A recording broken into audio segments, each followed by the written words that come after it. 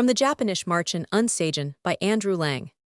A long, long time ago, an old couple dwelt in the very heart of a high mountain. They lived together in peace and harmony, although they were very different in character, the man being good-natured and honest, and the wife being greedy and quarrelsome when anyone came her way that she could possibly quarrel with.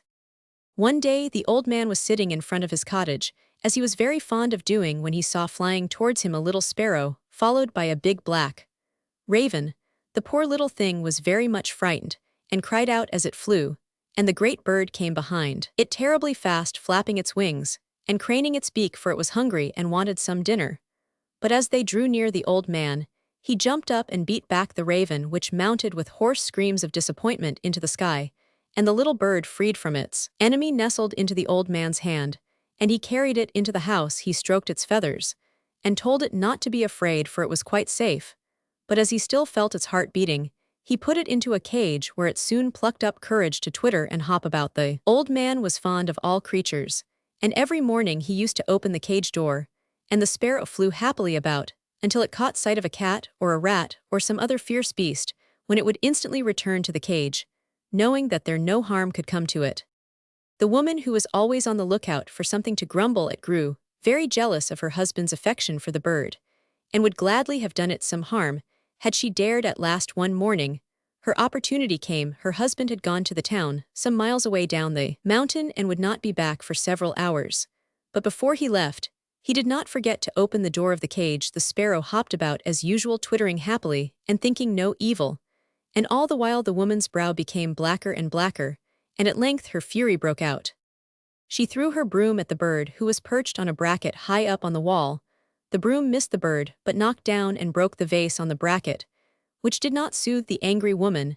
Then she chased it from place to place, and at last had it safe between her fingers, almost as frightened as on the day that it had made its first entrance into the hut. By this time, the woman was more furious than ever. If she had dared, she would have killed the sparrow then and there. But as it was, she only ventured to slit its tongue. The bird struggled and piped, but there was no one to hear it, and then, crying out loud with the pain, it flew from the house, and was lost in the depths of the forest. By and by the old man came back, and at once began to ask for his pet. His wife, who was still in a very bad temper, told him the whole story, and scolded him roundly for being so silly as to make such a fuss over a bird. But the old man, who was much troubled, declared she was a bad, hard-hearted woman to have behaved so to a poor harmless bird. Then he left the house, and went into the forest to seek for his pet. He walked many hours, whistling and calling for it, but it never came, and he went sadly home, resolved to be out with the dawn, and never to rest till he had brought the wanderer back. Day after day he searched and called, and evening after evening he returned in despair. At length he gave up hope, and made up his mind that he should see his little friend no more. One hot summer morning, the old man was walking slowly under the cool shadows of the big trees, and without thinking where he was going, he entered a bamboo thicket.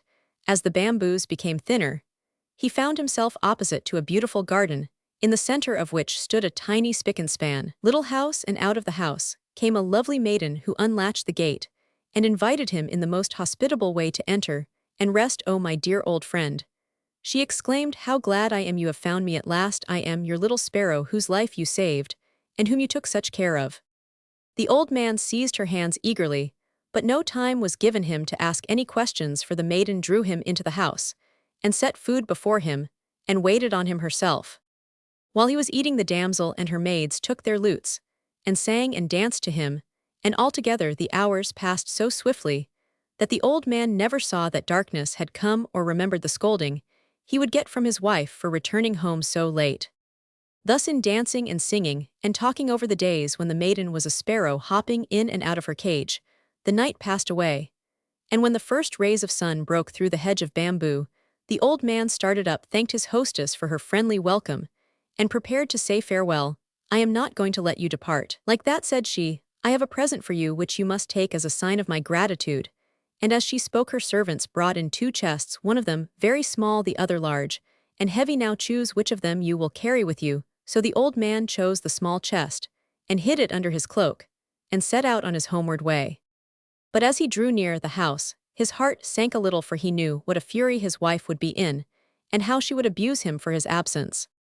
And it was even worse than he expected, however long experience had taught him to let her storm and say nothing, so he lit his pipe and waited till she was tired out. The woman was still raging and did not seem likely to stop when her husband, who by this time had forgotten all about her, drew out the chest from under his cloak and opened it. Oh, what a blaze met his eyes! Gold and precious stones were heaped up to the very lid and lay dancing in the sunlight. At the sight of these wonders, even the scolding tongue ceased, and the woman approached and took the stones in her hand, setting greedily aside those that were the largest and most costly. Then her voice softened, and she begged him quite politely to tell her where he had spent his evening, and how he had come by these wonderful riches. So he told her the whole story, and she listened with amazement till he came to the choice which had been given him between the two chests. At this, her tongue broke loose again, as she abused him for his folly in taking the little one. And she never rested till her husband had described the exact way which led to the Sparrow Princess' house. When she had got it into her head, she put on her best clothes and set out at once.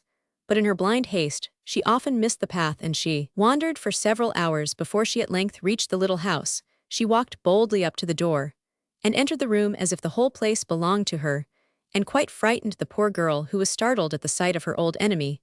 However, she concealed her feelings as well as she could, and bade the intruder welcome, placing before her food and wine, hoping that, when she had eaten and drunk, she might take her leave. But nothing of the sort.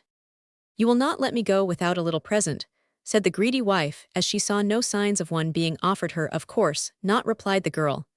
And at her orders, 2 chests were brought in, as they had been before. The old woman instantly seized the bigger, and staggering under the weight of it, disappeared into the forest, hardly waiting even to say goodbye.